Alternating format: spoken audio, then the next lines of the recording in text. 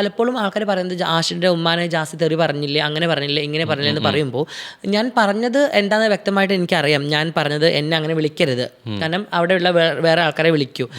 ഞാൻ അങ്ങനെയല്ല. എന്തിനാണ് ഞങ്ങളെ ലൈഫ് പ്രശ്നമാക്കുന്നത്? എങ്കിലും അംഗീകരിക്കാൻ ഒന്ന് പഠിച്ചുകൂടെ? മനസ്സ് മാറ്റിക്കൂടെ?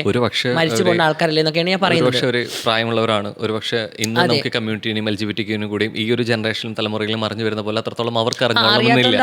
അങ്ങനെ വേണ്ടിയിട്ട് അവർ ചിലപ്പോൾ ജീവിതം സംഭവിക്കാതെ വരുമ്പോൾ കുറച്ച് അവർക്ക് അതിന്റെ പ്രയാസം നോക്കുമ്പോൾ, അവരെ കണ്ണിൽ നോക്കുമ്പോൾ ഞാൻ ഒരിക്കലും ഉമ്മാനെ കുറ്റം പറയില്ല. നമ്മുടെ കണ്ണിൽ നോക്കുമ്പോൾ ആഷി എന്ന വ്യക്തിയുടെ കല്യാണം അല്ലെങ്കിൽ അവന്റെ കുട്ടികൾ അല്ലെങ്കിൽ ബാക്കിയുള്ള കാര്യങ്ങളെല്ലാം അവർ സ്വപ്നം കണ്ടിട്ടുണ്ടാവും. ആ സമയത്തേക്കാണ് ഞാൻ ആഷിയുടെ ലൈഫിലേക്ക് വരുന്നത്. അപ്പോൾ അതുകൊണ്ട് എന്നെ അംഗീകരിക്കാൻ ഒരു ബുദ്ധിമുട്ട് ഉള്ളതായിട്ട് എനിക്കറിയാം.